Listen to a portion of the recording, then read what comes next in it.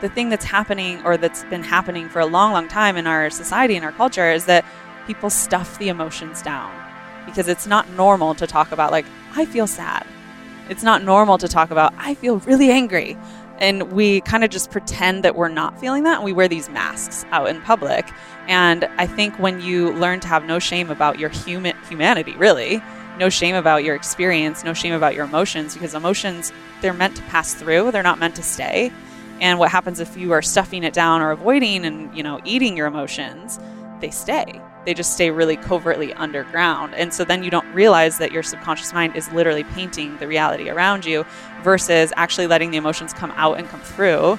It's very much possible to learn new coping mechanisms for those emotions that come up, because it's human. You are creating your experience based on how you are dealing with your own humanity. That's Liz Germain, and this is episode 171 of Wellness Force Radio. What's up, my friend? It's your host, Josh Trent, and welcome back to another episode for your weekly access to global experts in all things wellness as we discover the physical and emotional intelligence we need to live life well. In this episode, we're talking live and in person with my new friend, Liz Germain, known for her work in the fitness empire named Super Sister Fitness and Video Influence Pro, which actually all began from a place that millions of men and women across America and the globe can relate to: body dysmorphia and our relationship with food. If you've been struggling or hitting roadblocks around self-love for your body or your relationship with food, this is going to be a blockbuster podcast for you.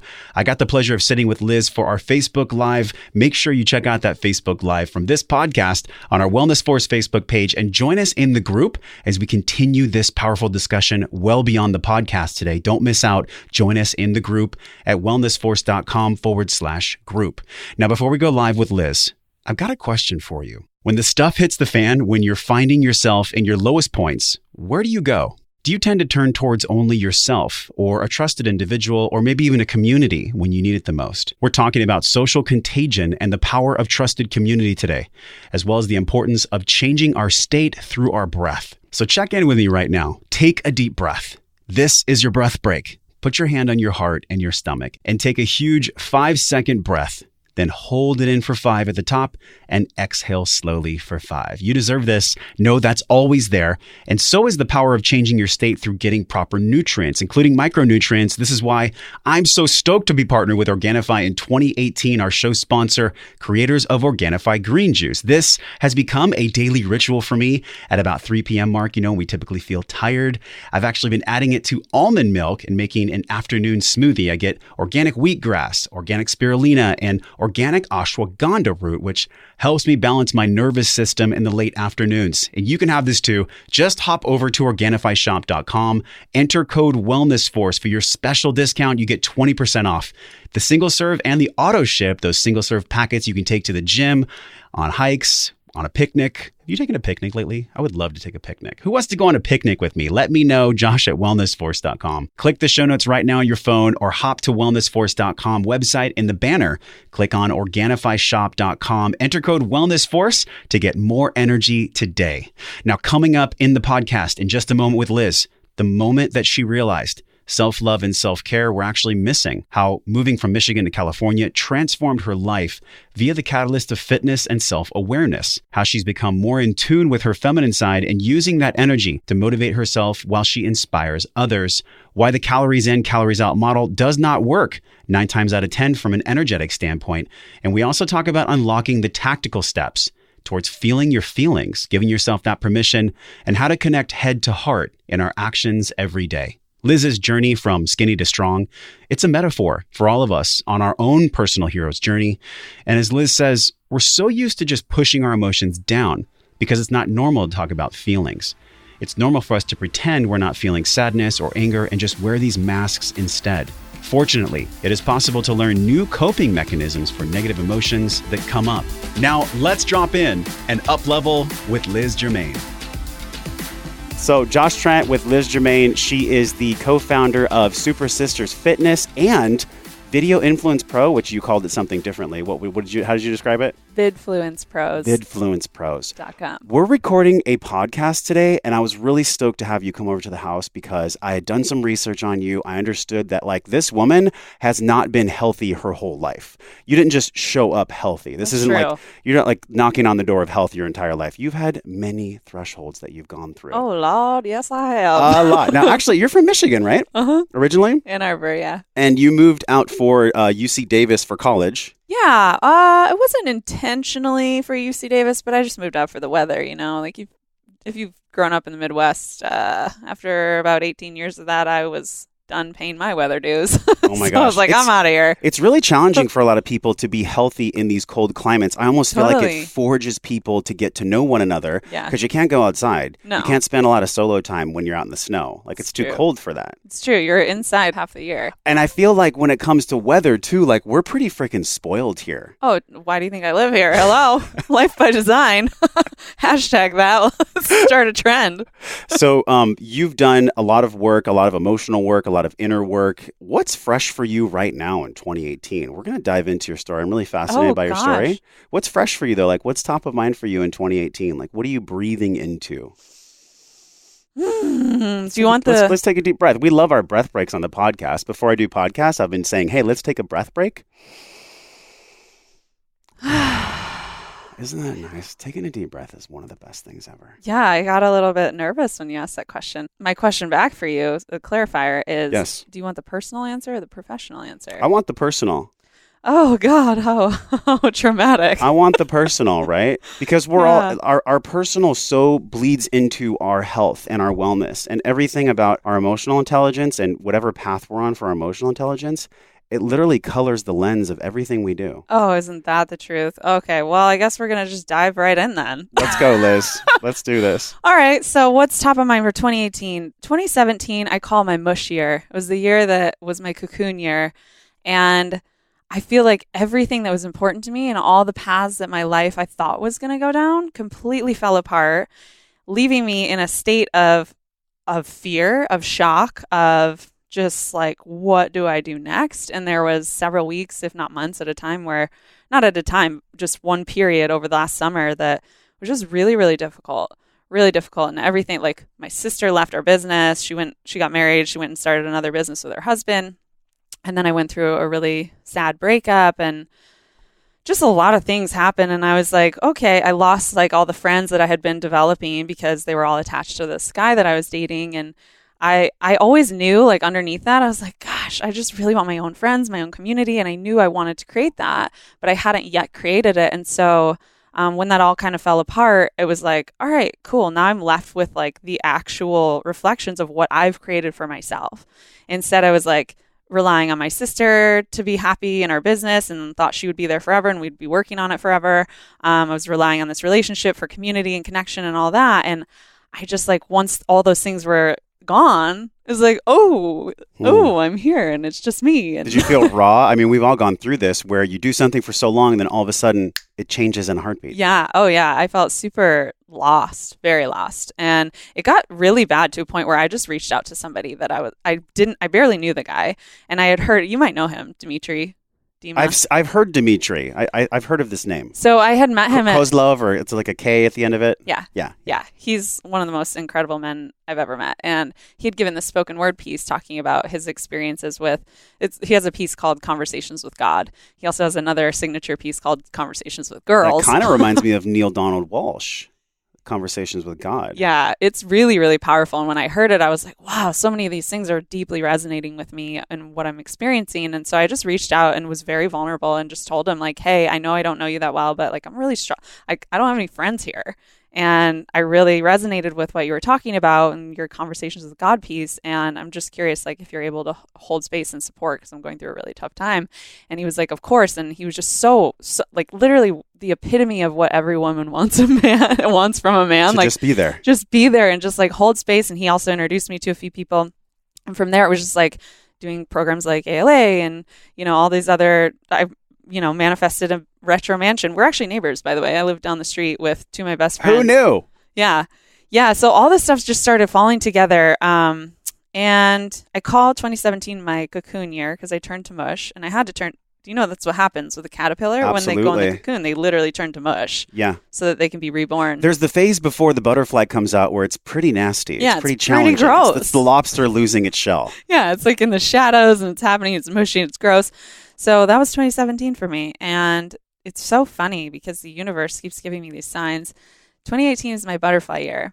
And I just did a Reiki workshop. We hosted it at our house last Saturday, and the Reiki master gave me this at the end. There were some crazy synchronicities and just some weird stuff. Like we could get really Encinitas You're totally today. speaking our language because we've had everyone from like soul discovery, past life regression, all the way to emotional intelligence on the show. So like people aren't scared to go there. But let's shift though, because your story, like we have so many parallels, Liz, about letting go of old weight and what that weight meant to our eating habits and understanding this relationship with food.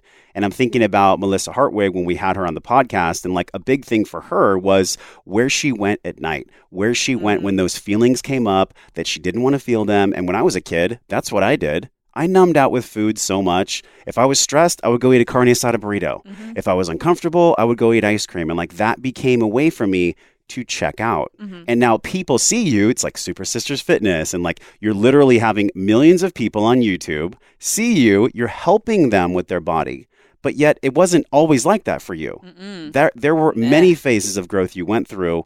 And it started actually, you and your sister would come home after school and you'd eat like, I think you said mac and cheese, and you'd sit in front of the TV, and like that was your upbringing. I had something similar where I was raised on welfare, and if you don't know what that is, it's like kick cereal and government cheese, no vegetables, no produce. Yeah. Take us there, because I think this is really pivotal for people that also struggle with their relationship with food. Oh, I'm so glad that you kind of like, see, you're the kite string to my airy fairy way. I could go on and ramble forever, but yeah, I'm really glad that you bring it back to this point because it comes down to emotion. So thankfully, I've learned the skills and been surrounded by enough community. Also here in San Diego, we have many, many options for healing, fortunate. For coaching, for healthy food options. Like availability was really a challenge in the Midwest. It just wasn't the norm to go out and get, kale salad or whatever. And I think it's starting to spread Especially more. when you were growing up. Yeah. I mean, yeah. Oh, yeah. A couple decades ago. Totally different focus nationally on organic and healthy. Yeah. And you said mac and cheese. I would also add popcorn shrimp, Hot Pockets, Lay's potato chips. Like we had the whole, it's super healthy as, we can look at the nutrition. I could imagine. So to answer your question, yeah, I think it's very much possible to learn new coping mechanisms for those emotions that come up because it's human. But the thing that's happening or that's been happening for a long, long time in our society and our culture is that people stuff the emotions down because it's not normal to talk about like, I feel sad. It's not normal to talk about, I feel really angry. And we kind of just pretend that we're not feeling that. And we wear these masks out in public. And I think when you learn to have no shame about your humanity, really, no shame about your experience, no shame about your emotions, because emotions, they're meant to pass through. They're not meant to stay.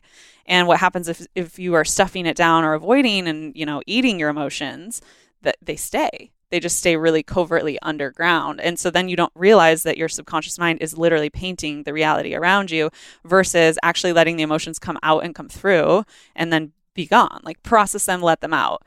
One of my favorite quotes is, life doesn't happen to you, it happens through you. A lot of people have heard it happens for you, but I was going to say for you. I would argue it happens through you. You are creating your experience based on how you are dealing with your own humanity. Wow. I just want to pause right there because life happens through you. So are you talking about, I had no idea we were going to go to this place. Are you talking about that you're a little conduit for whatever the universe wants? Is that what you're explaining? Yeah. And I mean, we could go down a huge spiritual hole with that. We're still going to go back to mac and cheese though. But yes, I'm still going to kite string you back to mac and cheese. But please, tell us that conduit piece.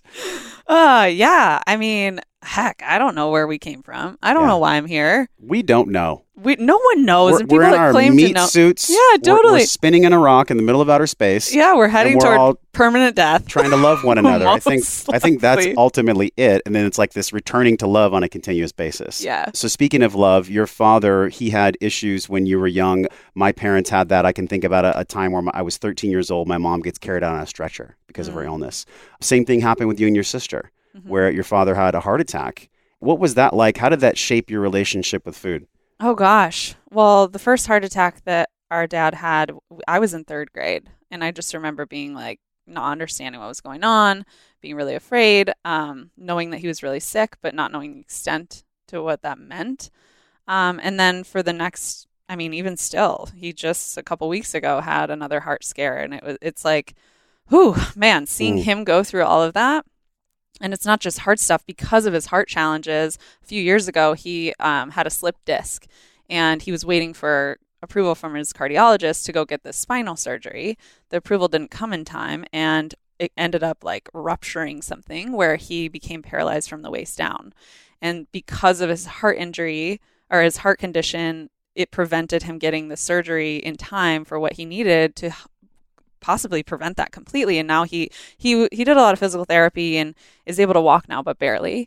And it's been such a huge tax on our family. And seeing my dad, somebody who I super care about, go through that, I know how challenging it is for him. I can't even imagine. He's in pain on the daily, and it's just really, really tough. And I made a conscious decision that I don't want to do that. I don't want to go that route, and I will do everything I can to prevent that and to really take care of myself and to listen to my body, because that was the one thing, like, I think he kept pushing it off and just trying to, like, grit his way through it, because he's a very masculine man. He's like, super born and bred in the Midwest, like very traditional values. I could imagine. One of the videos on your Facebook, I think it's pinned to the top of Super Sisters Fitness, is this video where you and your sister describe this. It's like people get to the operating table not overnight. It happens over like 10, 20, 30, 40 years. And it's at that moment where, oh, I wish I could have done things different. Yeah. I wish I could have changed my behavior. I wish I could have understood in a deeper way my relationship with food, because it's literally, Liz,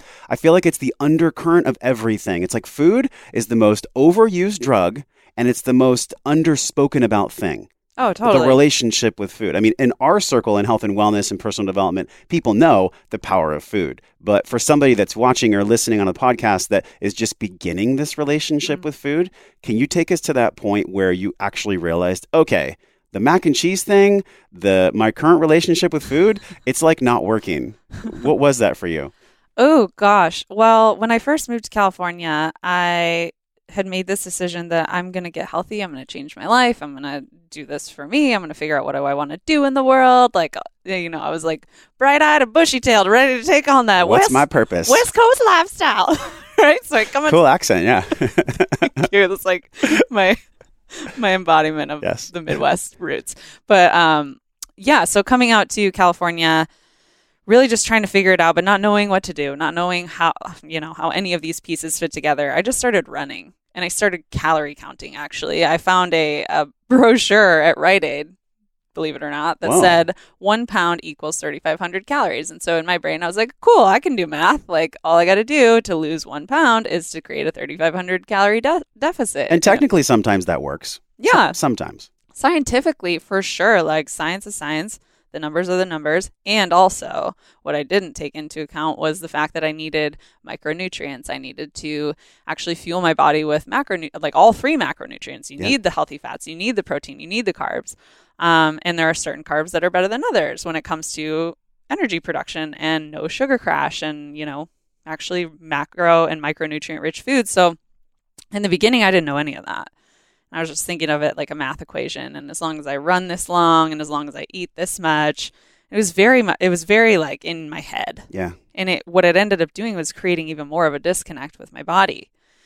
And my body got very sick. I remember feeling like it definitely got into disordered eating patterns for sure.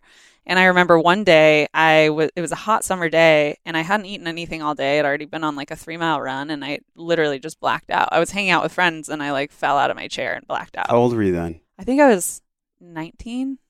Okay. Which is like sad. Like a 19-year-old, you're a kid. Yeah. You're a kid and like, you poor thing. Yeah, it's like technically you're an adult, but you're not really an adult yet. Yeah, no, not even close. I was definitely not an adult. So that happened. And I remember being like, okay, this is not healthy. I need to figure this out. And the real catalyst for figuring out the right way to do things was my sister following in my footsteps. She started running a ton, counting calories. She got really rail thin. You could see her ribs and her back. She developed a labrum tear in her hip from running. She was training for a marathon because she thought that would be a good idea. Do you think it was possibly because she was low on her micronutrients? Oh, for sure. There was like no healthy injury? Fats.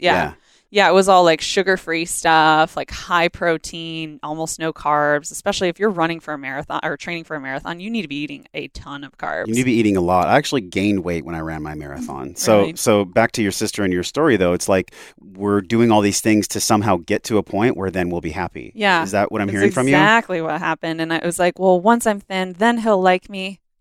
I'll like myself. It was just so disordered. Like and I have so much compassion for anyone out there who is currently in that situation or thinking that that is what will create your happiness is getting to a certain weight or to a certain look. Let me just tell you, that's not how it works. That's just not how it works. Yeah. In fact, I would argue that I was the least happy during those times because I was like putting all of my joy and fulfillment into surface level things. And wasn't really true. Like I didn't have a relationship with myself, with my soul, with my emotions, with my body. It was all disconnected on and based on what other people and what society had conditioned me to believe that that's what I should do or that's what I should look like, So it just really was very empty and very fleeting. And over the years, I just was like, this isn't working for me. So it was a big wake up call. There was other pieces too. I was researching and I was understanding like this story, it's a story. It reads like a story. Like you had a relationship in high school and then he unfortunately took his life. Mm-hmm. Like I was reading it and my heart kind of dropped and I thought, damn, I mean, I'm so glad that we get to share your story because your story is a mirror for millions of people that they have a loss that happens, as you said, through them instead of to them or for them. And then what's after that? Like, where do you go after that? Where do you go when like somebody you love and you care about leaves your presence, leaves your life?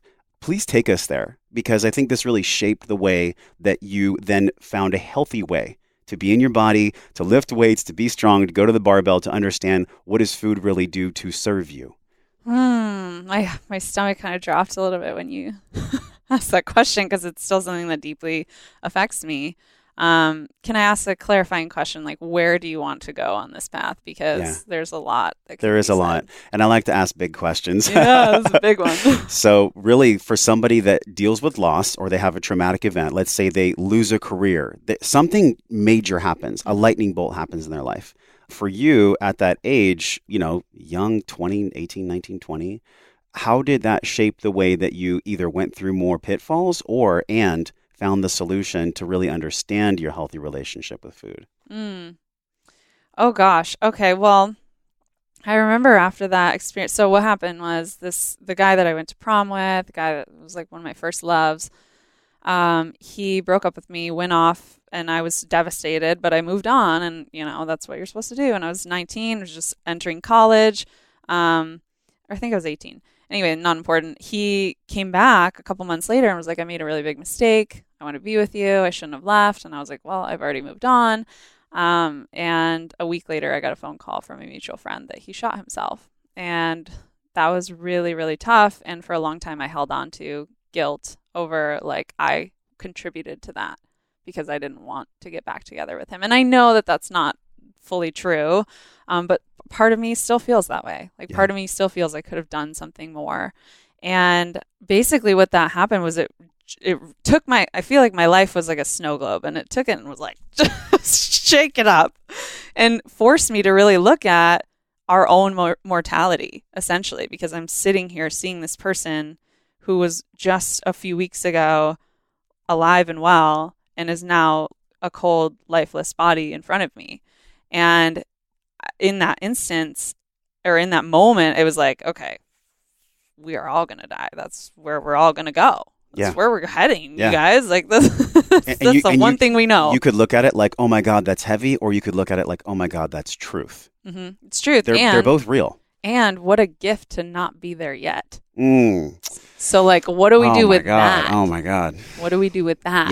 Yeah. So I was like, okay. And that was a catalyst for me taking control of my life, getting healthy mentally, physically, emotionally. And it was a long journey from there because there was a gap in my skill of health. Like, I didn't know what to eat. I didn't know how to eat well. I didn't know how to cook. Like, I knew how to make People don't teach TV this dinners. in school. If you don't get it at home, you're not going to get it we at school. don't have home ec anymore, which doesn't make sense. But so it was a long journey from there. And I think every time I've gone down, like kind of taken a back step, I remember that. I remember his funeral. I remember like almost everything that I've done since then has been in his honor. Yeah. Like, thank you for the gift of realizing that this life is temporary, that I don't have a whole lot of time, that it could happen tomorrow. It could happen in 100 years from now. Who knows? But we don't know. But what we do know is like, we're here now. So then what do we do with it? And every time I've backtracked or backslid, it's always like, okay, what's your why? What's underneath it? What are you doing now that's contributing to the world, that's making your presence in the world something valuable? So you're the big sister as well. Sara, my brother and I both, I had a lot of body issues when I was a kid. Like, I used to be 280 pounds. It's actually what led me into fitness. And then, everything that I'm doing now kind of came from me not having the tools that I needed when I needed them. Mm-hmm. And I look at the way that you even talked about this in your writing. It's like your sister had some body issues. You had body issues. It's really kind of what forged you both to create Super Sisters Fitness. Mm-hmm. Can you tell us about that? Yeah. So after my sister she was 22 and she had hip surgery because she tore her labrum from all the marathon training. She couldn't work out. She was laid up on the couch. And then I started feeling guilt over, well, I still want to go on a run. But I could tell she would be like sad about it. So we actually stepped into strength training. We decided to do a home workout program together. And that was our first intro into strength training. And we both fell in love. We were both like, wow, you can do this instead of having to run all the time? Like, this is great. Don't you think most people start on their weight loss journey with running? Because it's like, Totally. I'll just go do that one thing. Yeah, I don't have to learn how to work out. But Yep. yet the paradox is the other one's so much more valuable. So much more valuable. So much more valuable. Effective, better for the body overall. And I would argue that, each exercise modality has its place in a really good, well-rounded routine, and also based on your goals and based on what you like. I don't think there's anything such thing as a one-size-fits-all answer, but strength training is essential in some way, shape, or form for everyone. Yep. You just can't avoid it. The body needs to be trained. It needs muscle. So what ended up happening was she and I got really into strength training. We decided to be fitness instructors and personal trainers and got all of our certifications or whatever.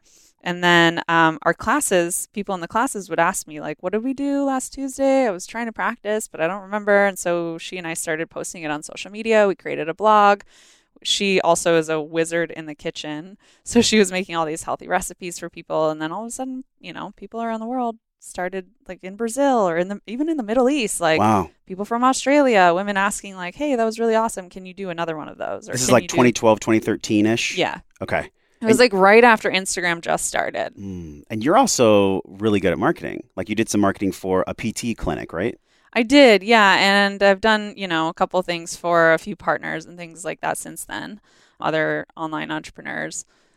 I'll keep them anonymous, but they're really big. Okay. People might know who they are. Yeah. So the reason I ask you about like what forged you and Sara into Super Sisters Fitness is because I think people can relate to you a lot more. We started this conversation out with like emotional intelligence, and also Liz hasn't always been healthy. She got to go through, life got to go through her in order for this thing to grow, in order for Super Sisters to actually help people. How do you see it now? 2013, you both started it. What does it mean to you now? What is Super Sisters Fitness now compared to when you started? Oh, it's so different. So, man. Well, Sara left. Sara's my younger sister and former business partner. She got married, went and started her own business, and that definitely changed my whole perspective of it. And to your point earlier, I think the reason that it became what it did is because people could actually relate to us as real people. Yeah. Like, let's be real. I am not the person in the gym that's like, like literally doing the NPC bikini competition. Like, that's just not me. I'm just a normal girl and I just want to have a good time and I want to feel good. Like, that's... You're not putting the cream with like the waist belt thing and like, posing with your spray tan six pack. Not that there's anything wrong with that, but that's just not me. Right. And it's not my sister either. And I think being really relatable is what created the community the way that it grew, because again, we're not fitness. Like, you wouldn't look at me and be like, oh, she's a fitness that's not ever been the vibe. But in that, with the transition of her leaving, we rebranded. We used to be called the Super Sisters. And we rebranded to Super Sister Fitness. Like anyone can be a Super Sister, because really what it is like the concept behind Super Sister Fitness is like you get to choose to be the person, the woman that helps inspire other women and yourself to stay motivated and get healthy and happy no matter what. Yeah. Like the right way. Whatever that is for you. Do you live your life more from intrinsic motivation or from extrinsic? In other words, do you feel like when you have other people and things and a mission outside of you to show up for, does that drive you more than yourself, or do you feel inner driven the whole time? Intrinsic. Yeah. For sure. Where does that come from for you? God. I say that jokingly, but for real, it kind of does. Like the amount of things that have happened in my life and the moments of deja vu and remembering, and like I very strongly believe I've already lived this life. Like I kind of know what's coming, and I could say that some people think I'm wackadoodle, but no, you're speaking to your right people. I hope so. Yeah, you are. We're at home here. It's all good. Cool. So I feel like I've very much lived this life before, and I'm remembering what happened, and so when I think of it that way, it's so funny because if I tried to say this to my parents, they'd be like, okay, Liz, maybe not. Don't stay in Encinitas. Are you going to start wearing a purple cape and then speaking to a crystal? Let me read your future. No, it's not even, it's not, well, I mean, in some people's eyes, some people, like some people take it to that extreme, but we understand what you're saying. Cool. So when I think of it that way, again, life happens through you. So like, what were the things that I needed to remember from this lifetime to get my soul or whatever, like put me here, which I believe is the same thing that put you here, which when we're talking about quantum physics and like that level of like, we're all one, I know that gets into like really hippy dippy, but I believe there's truth in that. Yeah. There's truth in that. We come from this source energy. And so getting back into that, I think it's just letting it be what it wants to be. And this was a big realization that I had last year in my mush year, my cocoon year, is that for a long time, and I think society conditions us to take these masculine approaches of pushing ourselves towards it or setting goals and taking step-by-step action. Hustle and grind. Right? And I just like, man, part of my soul as a woman, it's like, ooh, this doesn't feel aligned for me to operate that way anymore. It feels very like empty and very tiresome to have to push myself constantly towards these things. And so as that started happening, the fitness industry is very much like that. Yeah. It is very scientific. It is very like push yourself kind of energy. And so my shift in that and moving more into more feminine ways of like graceful movements. And it's funny, I have a friend, she does dance coaching, and she's like, when you're dancing, just like imagine this feminine ball of energy. Are you talking about Kirsten? Yeah, Kirsten. She's one of my best friends. I'm sorry, Kirsten. I always mess her name up. Yeah, she is a beautiful pixie, beautiful dancer. She is so flowy. Just so flowy. And I'm like, how do you move like that? Do you even have bones? She's like, because I'm trained in like the very formal, like, okay, squat, like let's clean, press and whatever.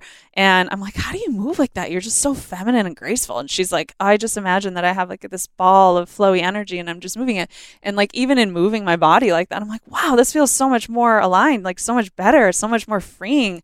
This is what my body wants to do. And so I think when it comes to the community side, it's definitely been a shift. Yeah. It's been a huge shift because now it's not like, go after your goals, do, lateral shoulder raises until your shoulders are exploding out of your arms. It's like not that it was ever super like that, but does that make sense? That can produce results for a while in the short term. Because I'm thinking about when I was 22 years old, I was 280. And to be honest, like I just wanted love. Like I just wanted the feminine to receive me. I wanted to feel seen. I wanted to feel heard. And I wasn't, because I wasn't taking care of myself. I wasn't loving myself because I didn't have the tools. And so I did my running. I did my calorie counting. I'm like listening to you going, yep, check mark. I did that too. Yeah. And I think a lot of people, probably millions of people, Liz, fall into that trap of calories in, calories out. Why do you think energetically that model doesn't work? Yeah, again, it's like it's all in the head. It's not in the body. It's dissociated from the body. And I think that for me, the big transition was intermittent fasting. Got me back in touch with my body and the physiological signs of hunger, thirst, what it's actually like, learning that hunger is not an emergency. Everything before was like very heady, very calculated. Every 2 to 3 hours I was eating something, and it was like a job. It felt like a job. It was very like, again, tiresome Stressful. energy. yeah, there's this end goal and I'm not there yet. And so I have to reverse engineer and make all the steps to get there. And then I have to force myself to do it. And it was just like, instead of getting in touch with what feels good. And that's a totally different approach. How do people get in touch with that? Because that, I think you put your finger on it. It's the paradox of, can I enjoy the process and not be attached to when I'm there, I'll be happy. Mm-hmm. Can I just be here now? That's a skill set that needs constant sharpening. Yeah. And I think that's the human condition, isn't it? Like, you let me know when you got that figured out, because I'd like to know too. Well, it's a continuum. I mean, but tactically though, we know it's a continuum. I mean, you don't have the perfect template for us. But what's worked for you as a continuum of learning in that regard? Constantly developing and cultivating the communication between head and heart, heart, and body. My head thinks things, my heart feels things, my body tells me what both are doing and whether they're in sync or not. And our bodies know a lot more than we give them credit for. Yeah. And I think when you really tap in and go internally, and like for someone just getting started, they're going to say, well, it feels good to eat mac and cheese. You know what I mean? But really, when you take a full spectrum of, is it going to feel better to eat that mac and cheese than it is to eat this delicious kale salad with all these like natural foods and veggies and all that kind of stuff? Like, your energy levels, are they really going to feel good? Of course they're not. You're going to have a carb crash. You're going to feel bloated. You're going to, like, once you've seen both sides of the spectrum, it becomes easier to consistently make the choices that feel best for your body. Your body is giving you that feedback loop, and it's reinforcing the positive action. I love that you brought up the feeling, because the feeling isn't always what we think the feeling is. So the feedback loop in the brain is thought, feeling, action, right? So we have a thought, it makes us feel a certain way, and then we take an action. But what about the thought first? Mm-hmm. The thought actually drives us to have that feeling. So you're right, just because mac and cheese feels good to eat, what was your thought before you ate the mac and cheese? Mm-hmm. And how did that dictate why you think it feels good to eat the mac and cheese? And by the way, I know mac and cheese feels good to eat, you know. Yeah, but why? Great. What's the thought first? Like, let's laser in on that for people, because a lot of people know you as someone that is an instructor, you're a teacher. I mean, you teach people about fitness, and now you teach people about like video influencing. So people know you as a teacher, but how do you continually teach yourself? I mean, this is my journey too. How do you continually teach yourself in that thought, feeling, action feedback loop? Oh, well, fortunately, I'm surrounded by a superhero squad of self-development coaches, essentially. And one of the women that I live with actually runs a company to help women with disordered eating.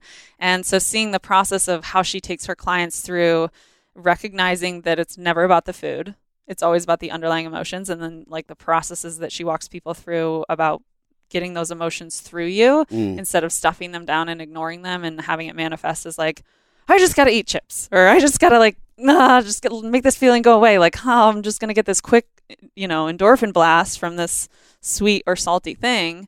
So to answer your question, I think having a team or a community of really close-knit and really emotionally intelligent people is a constant reminder for me when I start to slip down old patterns.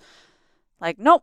You're actually over here now, and we're going to hold you here to this vision until you are able to get back there yourself. I got an email last week from somebody in upstate New York who listens to the podcast, and they're in like a food desert. Yeah, they have lots of like open fields and farms and whatnot, but that narrative, that fortification of their community, emotional intelligence, it's not the standard conversation out there. Right. Do you believe that that is the pivotal piece in understanding this relationship with food, the thought, feeling, action? How important is the community?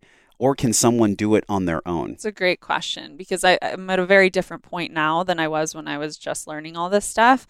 I didn't have the community back then. So no, I don't think that is the end all be all. You don't need that to get started. It surely helps. It surely helps. Yeah. For sure. But it took me years to cultivate and create that. And it was very intentional choices around who do I want to spend my time with. But that didn't come for a long, long time, like probably 5 years into the journey, if you will. What I will say is all you really need, in my experience, is a commitment and a dedication to becoming your absolute best self, whatever that looks like for you. So if your best self feels really good, indulging yourself sometimes, I still do that. I'm not going to lie. I still do that. It's not like a perfect all or nothing type of thing, but making a decision like, I'm going to do this so that I can feel good so that I can be happier, so that I can be more fulfilled in my relationships or my whatever the experiences are. Maybe you have kids, or maybe, you want to spend more time with your friends and go do active things. Like whatever it is, you're going to be able to experience more of life and more of the richness of life when you're in a peak state of health and happiness and internal congruence, I would say, between head and heart. Great point. The disconnection, I think a lot of times there's this conversation right now that I've been having a lot with my circle and on the podcast, and it's around this masculine-feminine balance. So the masculine might be kind of considered as neck up, right? Like doing, I'm in action, I'm taking care of shit. Neck up or pants down. Waist down. Hey, I could make that same argument for the feminine sometimes too, right? Hey, yeah, so now, and then we look at feminine energy, which is more like hold, understand, see the nuances. Be there, be present. That disconnection between the head and the heart, I don't think our society talks about this. It's what's most needed for change. It's the real exploration that people get to have happen for them, this head-heart connection. Is it just the community, or is there like a daily practice? Like give us maybe something tactical that you do to connect head to heart. Okay, well first, I want to make a note about the wording around the masculine feminine balance, because when I think of balance, I think of balance beam, and I think of like it's kind of like this like thing, right? And one thing that was really introduced to me in my NLP training is the concept of harmony between the two energies, a circular harmony between them, which is more it's not so much like, oh, let's balance between these, but let's like create again congruence, the conversation between head and heart. So I think it's important to note that, because as we know, language creates our reality. So if you want to try to balance, that's mean you're going to like teeter-totter between. Try instead creating harmony, congruence, a circular flow of energy. And when it comes to head and heart, man, meditation, yoga, feeling your feelings. I know that sounds really... No, it doesn't. Sounds really cheesy, permission to feel your feelings has come up almost every month on the show. Permission to feel your feelings. Yeah, and also feel your feelings and take full ownership and responsibility of them. Do not push them on other people. That's one thing that I think a lot of people make the mistake of, like, I'm feeling sad, so like you need to do this for me. No one owes you anything. No one owes you anything, and we're all in it. Let that land for a moment. Like no one's coming to save you. No one owes you anything. But you still get to reach out for the support you deserve when you need it. Let's talk about this too, like the head-heart connection, dependency versus ownership. I'm wearing a bracelet right now that says ownership, so it's so funny that we're talking about this. It was a gift from Ali Waddell, our Wednesday co-host. And I'm thinking about the head, the heart, the ownership versus the dependence. Let's explore that for a moment. How have you done that to where you feel like you're being supported, but you don't feel like you're dependent on your community? Because this community piece is big. Yeah. I think, again, it comes back to last year, like all the work and all the programs and all the coaching and everything that I invested into myself to really help myself overcome or transmute my victim consciousness into creator consciousness. Man, I didn't even realize I was in the victim story. Like that's how thick the mask was. I couldn't even see my own victimhood. Yeah, I guess just, being open, being vulnerable, like asking Dimitri for support, asking like for what I wanted and not being attached to getting it.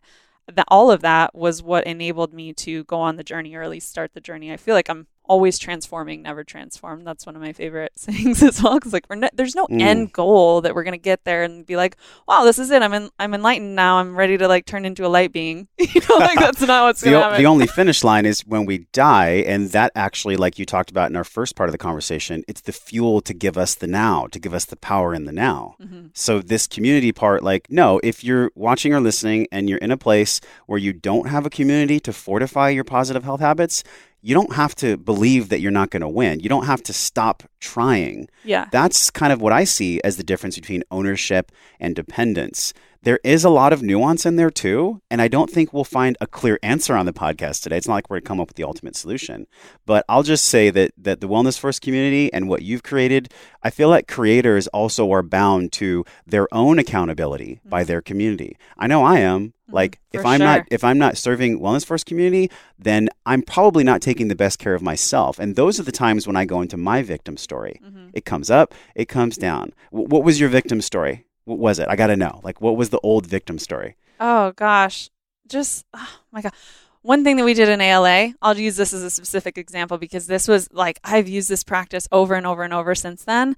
This is a very tangible thing that you can do too. So we partnered up. We were sitting with our partner and we chose something that we felt was really just like a crap situation. Like we were wronged. It was just not fair. Like, not fair. Why me? Right? Yeah. So we took a story like that.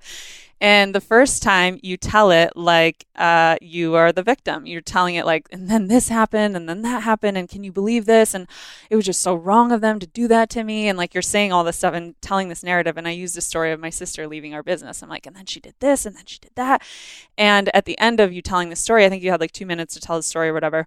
The partner stood up if they believed your story. And so my partner stood up. She's like, yeah, that's really messed up. And then the second thing we did was to tell the story as if we created the situation and there was something good about it for us.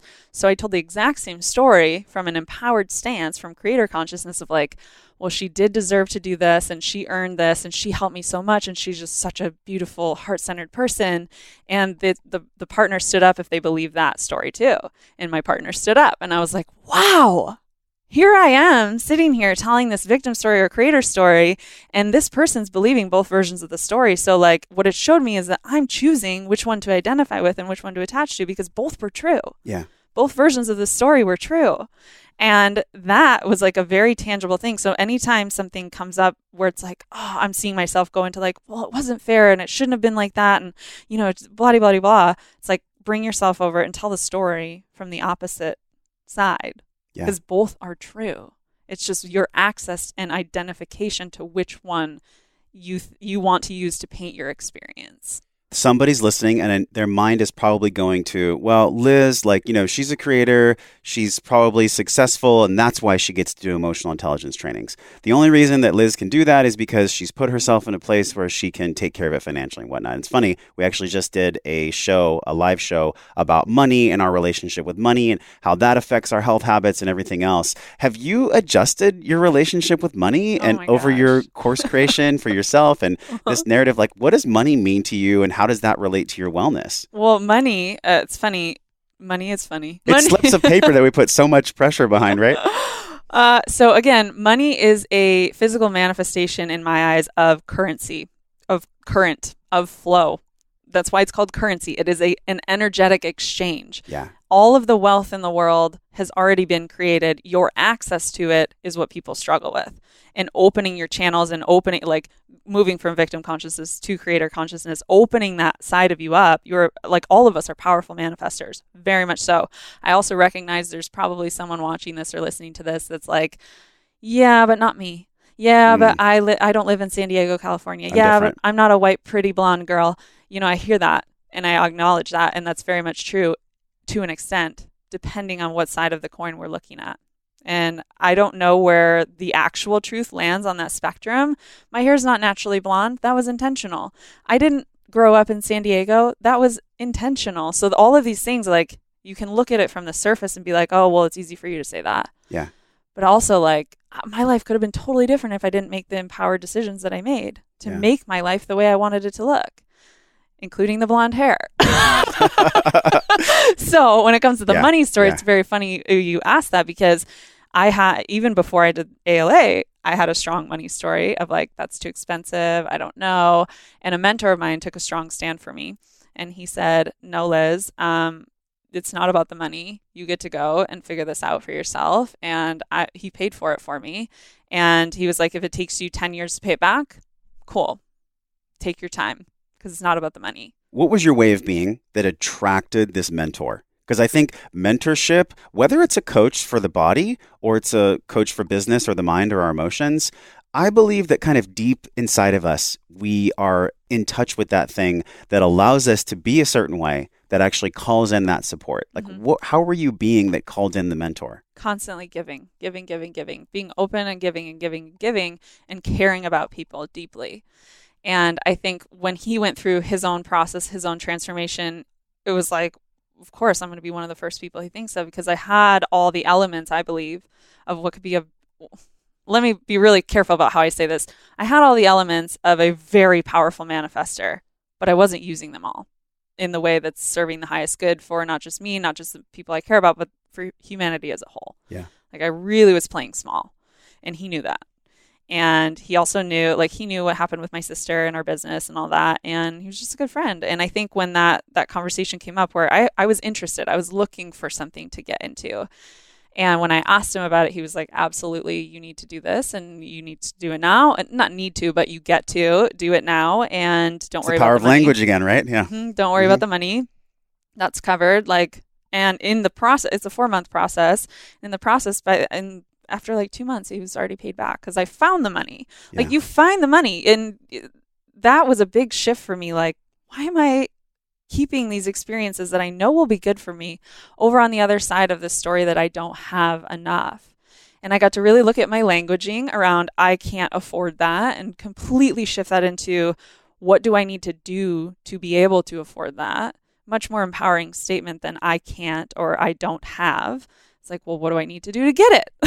It's like a totally different mindset. Yeah. And yeah, just I think the way of being that attracted that was just a loving heart. He's never denied that I have a loving heart.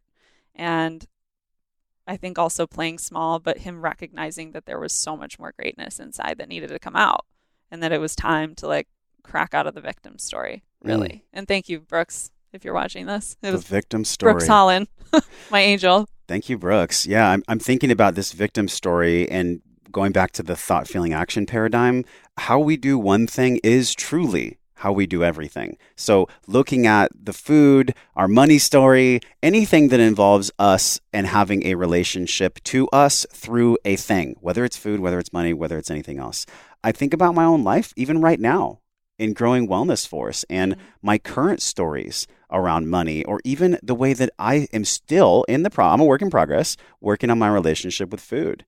Do you think the monkey on our back from childhood is always there and we spend the majority of our adult life letting it go, learning lessons, growing stronger? Do you think we ever reach a point where the monkey's not there? No, I think that's what it means to be human. And is it the monkey or is it your inner child? Like, really, like we could really go on Sanitas today, but I think we all are basically walking babies in human adult meat suits, and we'll never not be that. So why try to deny or suppress it? That's going on Twitter right there. We are all walking babies in meat suits, so why try to deny it or suppress it? I mean, holy shit, Liz. This has been so fun.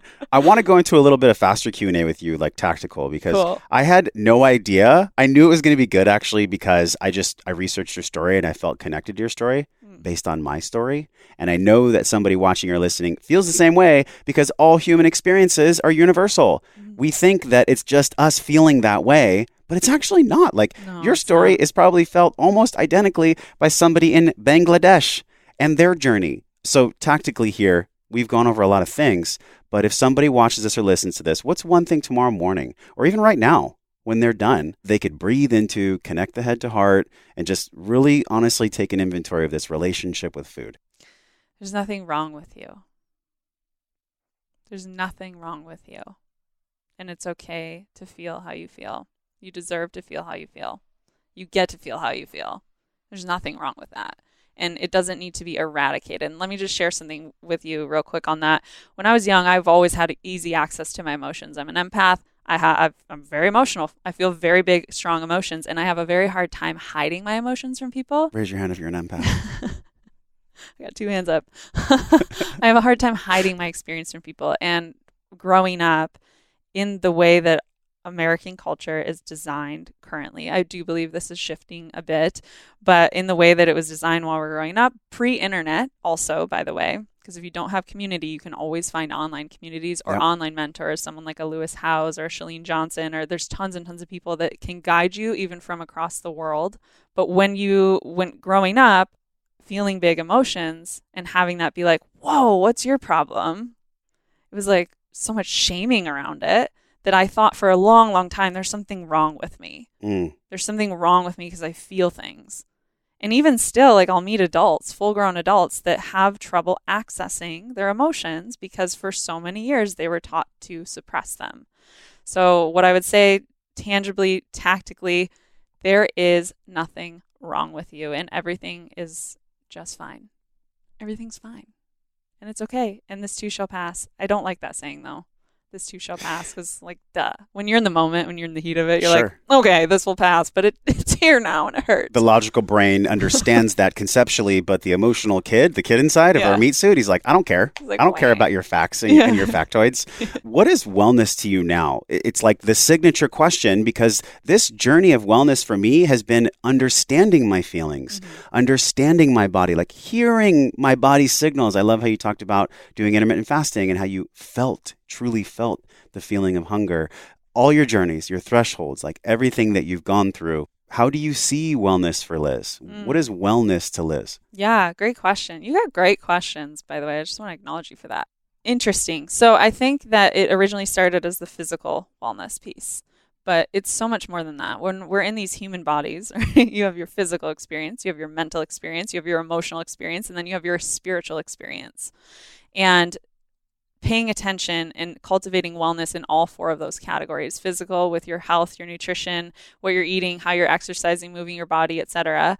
Emotional with how you're processing your emotions, how you're expressing, taking communication trainings, learning how to take radical ownership over your stuff, and learning how to communicate and ask for help when you need it emotionally, as well as mental. Like, how are you thinking about things? Do you have organization? Are you doing leadership trainings? Are you really pushing yourself and wanting to grow? Because Tony Robbins, one of my favorite mentors, if we're not growing, we're dying. If you're not growing, we're dying. So like, grow. That's why you're here, right? And then the spiritual piece of like, what is your connection with source, with universe, with God, whatever you call it in your life? That's a real thing. It's not just like this area, or maybe you don't have any sort of, like, maybe you're atheist and when you're done, you're done. But I can't imagine that must be a sad life. But hey, to each their own, like even in that, there's beauty of like, okay, then let's make this moment now the best that it can possibly be. And that's your spiritual practice. Whatever it is for you, there's these four bodies of the human experience: the physical, the mental, the emotional, and the spiritual. And wellness to me now is not just physical. It's all of them combined into one cool little digipet called Liz Germain. We call them digipets because it's like, remember Tamagotchis? What is that? Tell us what that is. Do you remember Tamagotchis? They were like the little keychains that it was like a little robot and you would have to feed it like 3 times a day or whatever, and you took care of it. And it would cry if it needed help. That is awesome. You got to it's almost like a digital chia pet where you have to like tend to it. Sort of. It was kind of like, it was around the same time that Furbies came out. We were just chatting about this, but we joke about in our house, we call it taking care of your digipet. Like, what is your digipet telling you that it wants? Oh. Because when you're taking like the spiritual route, it's like we have these bodies and they're communicating to us constantly all day long. Yeah. So that was a long answer, but the four bodies, the emotional body, spiritual body, mental, and physical, is wellness. This has been so fun. Like, I really enjoyed what you had to say. I had a sense that it was going to be incredible, but like the way that you've just shared from your stomach and you've connected us to our head and our heart on this conversation. Thank you, Liz. I want to acknowledge you for being this crazy bright light, not just here in Encinitas, but like all across the planet through Super Sisters, through your influencer. Like, tell people where they can actually connect with you. Can they reach out to you? What kind of questions they might have? Where do they go? Totally. So you can find me on Facebook. Just search for Liz Germain, or you can go to vidfluencepros.com. In the transition out of Super Sister Fitness, that community is still active, still going strong, and also has become a women's fitness platform. So I'm going to be bringing in other trainers, other instructors, other people who have a gift or have a talent that they can share with the community, because the goal of that community is to keep it going and be a safe haven for women to come from all walks of life to get health and happiness resources for affordable rates. Okay, so that's that. And in the transition, now my big mission for 2018 is to help empower people, like maybe even yourself, people who have something that they're really passionate about, a mission and purpose, and they're seeing all these emerging digital technologies. They want to learn how to use video to increase their income and influence online. That is what I'm teaching people now, specifically using video marketing tactics and YouTube as a platform to explode your impact. YouTube is my jam. I love YouTube. YouTube is Liz's jam. And thank you if you've been hanging out. If you have questions for Liz, please post them. Tell us where you're watching from, where you're listening from. We're going to continue to talk about this narrative of both the physical and the emotional, the head, the heart, everything else that we've gone over today. And this is Josh and Liz signing off from the Wellness Force studio in Encinitas. We will talk to you again, I'm sure. Liz, Thanks for coming on. Thanks for having me. This was fun. Hey, my friend, thank you for hanging out and growing with me on today's show. Remember to hit subscribe, share this podcast with somebody you care about that you think gets to hear this message. Support the show by leaving a 5-star review for the podcast right now, simply by tapping on your show artwork on your iPhone. Click that purple link that says review this podcast. It helps the show reach more conscious and smart people like you, and your voice will attract more world-class guests that want to come on the show. So let them hear your voice. For all the downloads, videos, links, and free resources mentioned on the episode, go to wellnessforce.com/radio. And while you're at my house on the web, join us in the Wellness Force community newsletter on that page, and I'll send you 4 free guides around staying healthy with your eating, moving, and sleeping while you travel. Join a group of people like you over at the Wellness Force community Facebook page. This is where we talk about the things that really matter. We share our wins, inspirations, struggles, and a lot more. So join us, tap on the show artwork on your phone, and hit that purple link that says join the Facebook group, and I will welcome you at the door. Okay, now you get to go out into your world and create impact for the people that you care about. So until I see you again real soon, I'm wishing you love and wellness.